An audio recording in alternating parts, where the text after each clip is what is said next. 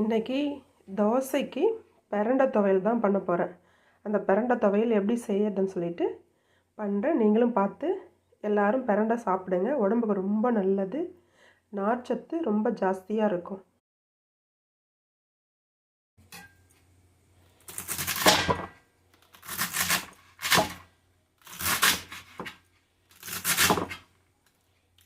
இந்த மாதிரி நம்ம பொடியாக அரிஞ்சு எடுத்துட்டோம்னா அரைக்கும் போது கொஞ்சம் சீக்கிரமாக மஞ்சிடும்.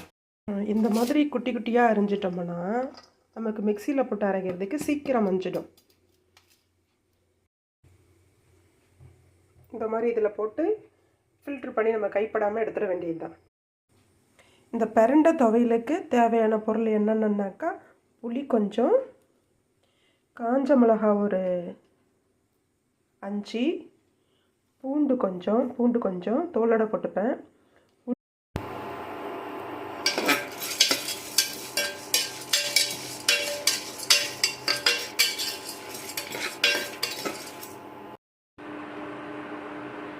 இந்த வறுத்த மசாலாவோட பிரண்டையை போட்டு மிக்சியில் போட்டு நல்லா அரைக்க வேண்டியது தான். அரைச்சி முடித்த பிறகு இந்த மாதிரி தான் இவ்வளோ நல்லா நைஸாக அரைஞ்சி வந்துடும். இதுக்கப்புறம் இதை தாளிக்க வேண்டியது தான்.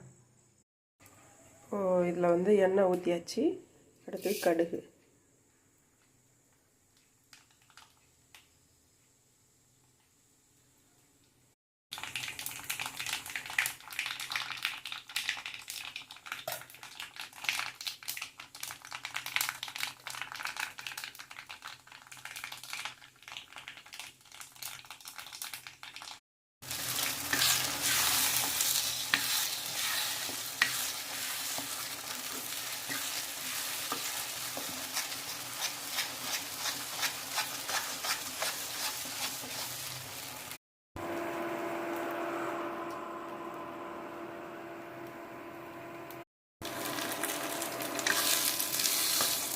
நடுவில் கொஞ்சம் நேரம் கழிச்சு எண்ணெய் கொஞ்சம் லைட்டாக ஒரு ஸ்பூனு இல்லை 2 ஸ்பூன் விட்டு நல்லா வதக்கணும். எண்ணெய் விடலைன்னா அது பாத்திரத்தோடு அப்படியே அடி பிடிச்சிடும்.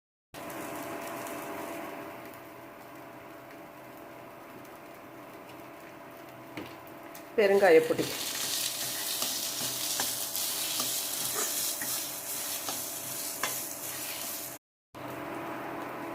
இது ஃபுல்லாக நல்லா வதங்கி முடிஞ்சு போச்சு. இப்போ சாப்பிட்றதுக்கு ரெடி ஆகிடுச்சு. நெக்ஸ்ட்டு தோசையும் எல்லாருக்குமே ஊற்றி முடிச்சிட்டேன். இப்போ இதை தொட்டுக்கிட்டு சாப்பிட வேண்டியது தான்.